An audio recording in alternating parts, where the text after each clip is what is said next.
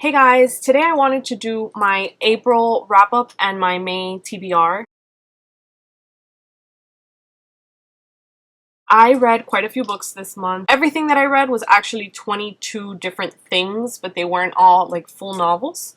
I read 3 graphic novels, I read 3 books of short stories, I read 1 children's book, I read 3 novellas, and then I read 12 actual full-length books. I'm hoping that I can get through these wrap-ups pretty fast because if not, they're going to get rather exhausting, I think, for you guys. So to start off with, the first book I read this month was Love and Other Perishable Items by Laura Buzo. She's an Australian author, and this is a great little story about first loves. It's very realistic. It's a very quick read. I think it took me maybe a day to read it. I really liked it.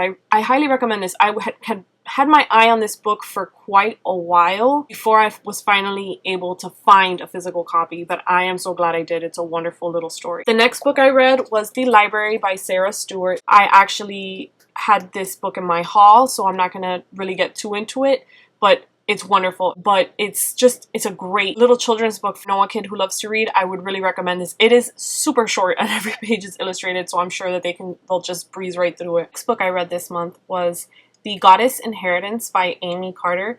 This is actually the last book in the Goddess Test series. As I previously mentioned in my most surprising reads, this was actually a pretty disappointing ending for me. I actually only gave the book 3 stars.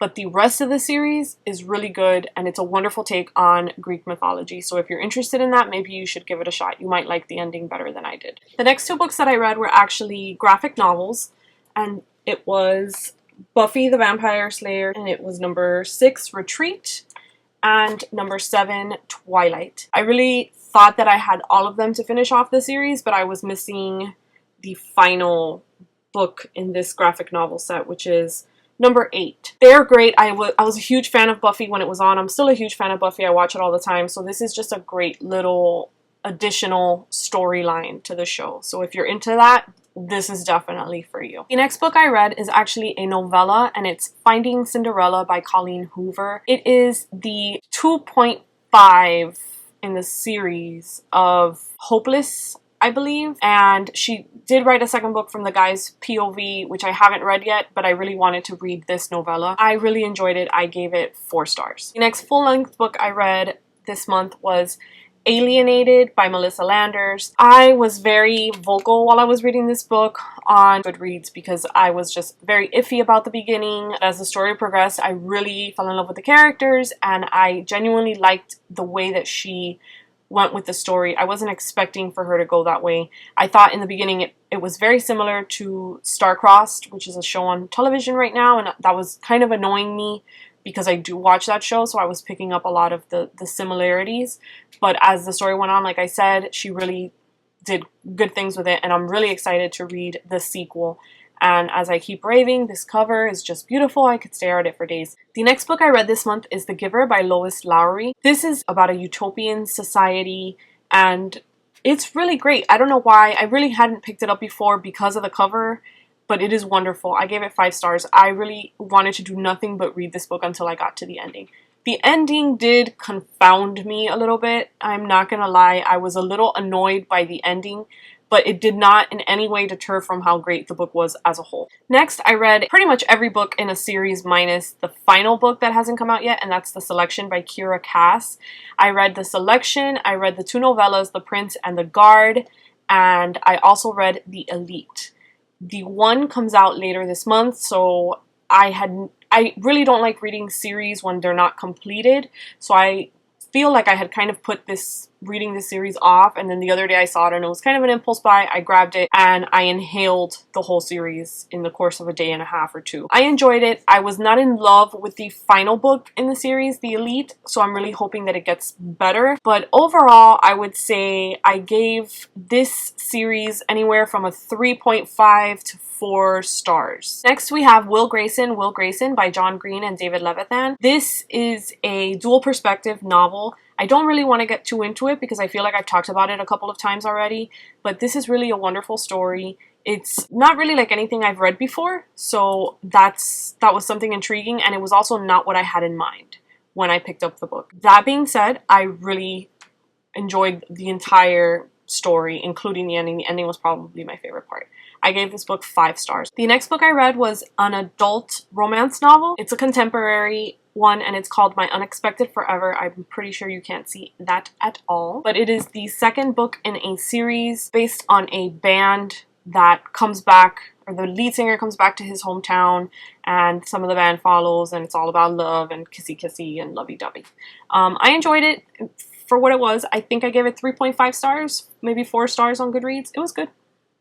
Next, I read another graphic novel. This is Astonishing X-Men number 4. This one is Unstoppable, and it is the last one in the Joss Whedon run of Astonishing X-Men. I had read all 3 previous ones, and I really loved them. I don't know why I hadn't picked this one up, and I did a couple weeks ago. It was actually really good and had a lot of twists that I didn't expect, so I really enjoyed this. Next, we have The Summer I Turned Pretty by Jenny Han. Again, this is another one that I've talked a bit about in the last couple videos, so I don't really want to get too into it, but I really enjoyed it, and I'm really looking forward to reading the next 2 books in the series. I gave this one 4 out of 5 stars on Goodreads. It's a very cute and quick contemporary read if you like contemporary. Next, we have The Ocean at the End of the Lane by Neil Gaiman. This is another book that I've talked a bit about this month already. It's not his first book that I've read, and I was kind of disappointed in it despite hearing just great things on Goodreads and everywhere else about it. I want to say I gave this 3.5 stars, but I think I probably kicked it up an additional star just because I liked the ending, and I don't know, I felt it is Neil Gaiman. Next, I read Anna and the French Kiss and Lola and the Boy Next Door by Stephanie Perkins. I had heard a lot of great things about it, so I decided one weekend just to pick them up. I absolutely love them. I gave Anna and the French Kiss 4 stars and Lola and the Boy Next Door 5 stars. I did like Lola and the Boy Next Door a little bit more, and I really enjoyed that you get to see characters from Anna and the French Kiss kind of intermingle into the story and the plot in that one. Last 3 books that I completed this month were the short story collections, and they are The Tiny Book of Tiny Stories by Hit Record. They are all very quick reads. I read all of them in about maybe 30 or 45 minutes. They are also illustrated.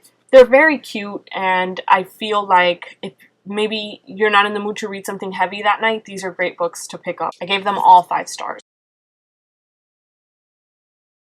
In addition to all those books that I've already read this month, I've also been reading Love Letters to the Dead by Ava Delaria.